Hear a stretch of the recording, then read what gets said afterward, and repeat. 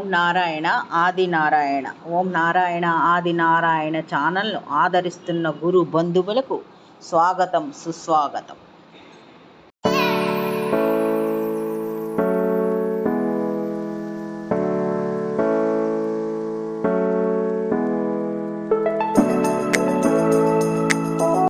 ఓం నారాయణ ఆది నారాయణ. ఓం శ్రీ భగవాన్ వెంకయ్య స్వామినే నమః. ఆశ్రిత జనరక్షకుడు, దీనజన బాంధవుడు శ్రీ భగవాన్ వెంకయ్య స్వామి వారి పాద పద్మములకు నా ప్రణామములు. సమస్త సగుణ రూప నిర్గుణ రూప గురుదేవుల పాద పద్మములకు నా నమస్సుమాంజలి. ఈనాటి దివ్యానుభవం శీర్షికలో శ్రీ నాగబాసురాదేవి గారు, ఈమె ప్రస్తుతం లేరు, వీరి అనుభవాలు ఇప్పుడు ఈ శీర్షికలో స్మరించుకుందాం. నాగబాసురాదేవి గారు శ్రీ అల్లు భాస్కర్ రెడ్డి గారు నిర్వహించిన విశిష్ట సత్సంగంలో ఆమె వివరించిన లీలలివి. అవి ఇప్పుడు స్మరించుకుందాం. ఈమె పేరు నాగబాసురాదేవి. ఈమె భర్త గారి పేరు అచ్యుత నీలకంఠం రాజు. ఈమె తండ్రి గారి పేరు జగన్నాథరాజు, తల్లి గారి పేరు చిట్టమ్మ. వీరికి తోబుట్టువులు 9 మంది. వీరే పెద్దవారు. వీరికంటే 6 మంది చెల్లెళ్ళు, 2 తమ్ముళ్ళు ఈమెకు ఉన్నారు. వీరు అక్క చెల్లెళ్ళు అందరి పేరు చివరిన దేవి అని వస్తుంది. వారి అన్నదమ్ములు 2 తమ్ముళ్ళు 2 పేర్లు చివరన రాజు అని వస్తుంది అనమాట. ఇంకా ఒకరి పేరు మల్లికార్జున రాజు, ఇంకొకరి పేరు రంగనాయక రాజు. ఈమె శ్రీ పెసల సుబ్బరామయ్య మాస్టర్ గారితో అధ్యాపకురాలుగా పనిచేశారు కలిచేళ్ళలో.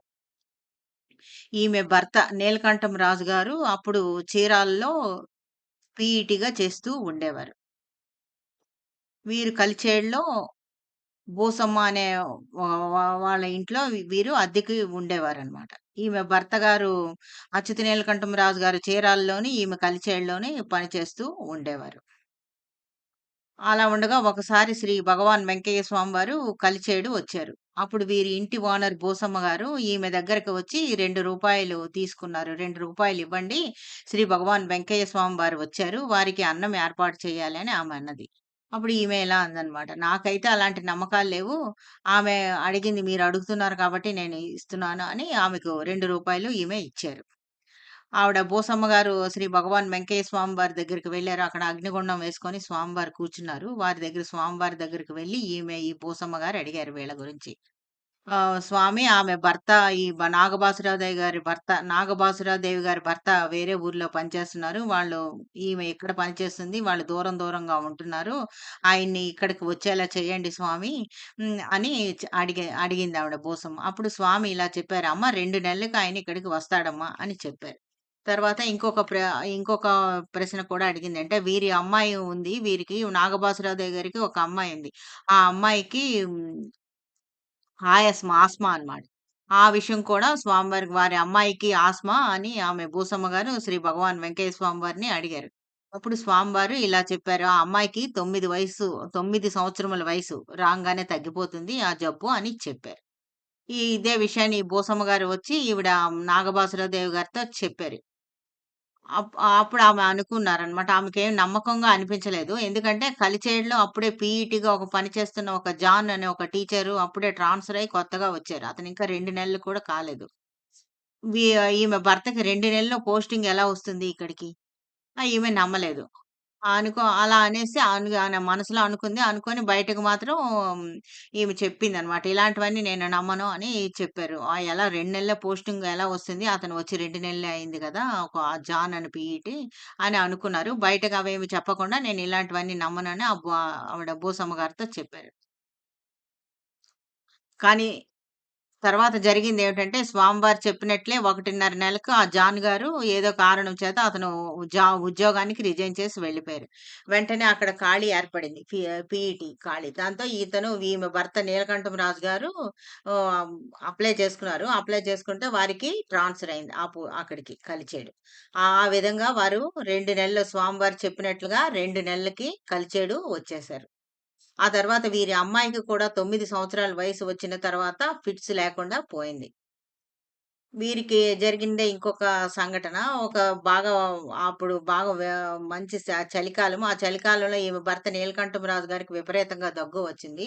రాత్రి 11 గంటలయిందనమాట. విపరీతంగా దగ్గు, ఆయాసంగా ఉంది. విపరీతంగా దగ్గుతున్నారు అన్నాడు. అప్పుడు అతను అన్నారనమాట. "నేను స్వామివారి దగ్గరికి వెళ్ళొస్తాను" అని అన్నారు. అంటే ఈ 2 సంఘటనలు వారి అమ్మాయికి ఫిట్స్ పోవడం, అతను 2 నెలలు అయ్యేటప్పటికి రావడంతో స్వామివారి మీద వారికి నమ్మకం ఏర్పడింది. తర్వాత ఈమె భర్తకి ఒకసారి విపరీతంగా దగ్గు, ఆయాసం వచ్చింది. అది చలికాలం అన్నమాట. అప్పుడు నేను స్వామివారి దగ్గరికి వెళ్ళొస్తానని అతనన్నారు. అంటే నేను కూడా వస్తానని ఈమె కూడా అతనితో వెళ్లారు. ఇద్దరు కలిసి బయలుదేరారు. అప్పుడు బయట బాగా మంచు పడుతుంది. దగ్గు, ఆయాసం ఇతనికి విపరీతంగా వస్తుంది. ఈమె విపరీతంగా భయపడ్డారన్నమాట. ఎలా ఒకవేళ ఈయన పడిపోతే నేను లేవదీయలేనా అనుకుని ఉన్నారన్నమాట. అలాగా దగ్గుతూను, ఆయాసంతోటి స్వామివారి దగ్గరికి వెళ్లారు. అలాగే వెళ్లారు. స్వామివారు అప్పుడు మైకా గన్ దగ్గర ఉన్నారు. స్వామివారు వీరు వెళ్ళిన వెంటనే స్వామివారికి నమస్కరించుకున్నారు. స్వామివారు దగ్గరికి వెళ్ళిన తర్వాత వీరు గట్టిగా దగ్గారన్నమాట. దగ్గు, ఆయాసం వెంటనే చాలా ఎక్కువొచ్చింది. అప్పుడు స్వామివారు ఈమె భర్త నీలకంఠరాజు గారి మొఖంలోకి ఒక్కసారిగా చూసారు. వెంటనే ఆ దగ్గు ఆగిపోయింది. అదే ఆ తర్వాత ఆ దగ్గు, ఆయాసమే అతనికి లేకుండా పోయింది. ఆ తర్వాత వీరు వివరించిన ఇంకొక లీల, వీరు కలిచేడులో ఉన్నప్పుడే శ్రీ భగవాన్ వెంకటేశ్వర స్వామి వారు అక్కడికి వచ్చినప్పుడు ఒక ఇన్‌కమ్ టాక్స్ ఆఫీసరు వాడి పెట్ డాగ్‌ని తీసుకొని స్వామివారి దగ్గరికి వచ్చారు. అప్పుడు అంటే ఈమె సుబ్బరామయ్య మాస్టర్ గారు ఇద్దరు చూస్తూనే ఉన్నారు. అక్కడే ఉన్నారు. స్వామివారి దగ్గరే ఉన్నారు. ఈమె సుబ్బరామయ్య మాస్టర్ గారు. ఆ కుక్కకి ఆరోగ్యం బాగోలేక బాగా నీరసంగా ఉంది. ఆ స్వామివారి దగ్గరకి ఆ కుక్కని తీసుకొచ్చారు. అంటే ఏ వైద్యం చేసినా ఆ కుక్కకి నయం కాలేదు. స్వామివారి దగ్గరికి తెచ్చారు. ఇప్పుడు ఆ కుక్క స్వామివారిని చూస్తూ నేలను తోకతో కొట్టి ప్రాణం వదిలేసింది. అంటే స్వామివారిని చూసింది. మా స్వామి కూడా ఆ కుక్కని చూసారు. స్వామివారిని చూస్తే ఆ కుక్క తోకని నేల మీద కొట్టి ప్రాణం వదిలేసింది. అంటే ఈ సంఘటన మనకు షిరిడి సాయిబాబా చరిత్రలో ఒక పులి సర్కస్ కంపెనీ నుంచి తెచ్చిన పులి బాబా గారు సమక్షంలో బాబాను చూస్తూ ఎలా మరణించిందో, ఆ విధంగా ఈ కుక్క కూడా ఇక్కడ మరణించింది. ఆ తర్వాత ఈమె ఒకసారి వీరి చెల్లెళ్ళు ఈమె కలిసి గొలగబోడి నడుచుకుంటూ వెళ్దాం అనుకున్నారు. కానీ అప్పుడు ఈమె నడవలేని పరిస్థితిలో ఉన్నారు. ఎందుకంటే ఈమె కాలికి గాయమైంది. కాలు బాగా వాచిందనమాట. దాంతో నడవలేను అన్నారు. అంటే కానీ వారి చెల్లెళ్ళు ఒప్పుకోలేదు. పర్వాలేదు కారు వెనక వస్తుంది. మనం ఎంతవరకు నడుస్తాం అంతా నడుద్దాం. తర్వాత కారు ఎక్కుదాం అని చెప్పి ఈమెను కన్విన్స్ చేశారు. దాంతో ఈమె ఒప్పుకున్నారు. వీరు నెల్లూరు టౌన్ నుండి అలా నడుచుకుంటూ వెళ్లారు. వీళ్ళ చెల్లెళ్ళు వీరు. అలా భజన, సత్సంగం చేసుకుంటూ, అలా నవ్వుకుంటూ, స్వామివారిని స్మరించుకుంటూ అలా గొలగమూడి నడుస్తున్నారు. అన్నమయ్య సర్కిల్ దాటారు. దాటింది ఏమి కాలేదు. ఇస్కాన్ టెంపుల్ కూడా దాటారు. అప్పుడు వీరి కాలి గాయం నుంచి నీరు కారుతుంది గానీ ఏమి కాలేదు. నొప్పి కూడా లేదు. అలాగే గొలగమూడి దాకా నడిచారు. ఈమె స్వామివారి కోసం పొంగల్ తీసుకొని వెళ్లారు. స్వామివారు ఎవరు తెచ్చింది మామూలుగా తినరు. కానీ వీరిచ్చిన పొంగలి తీసుకొని కొంత ప్రసాదంగా తీసుకొని వీరికి కొంత ప్రసాదంగా ఇచ్చారు.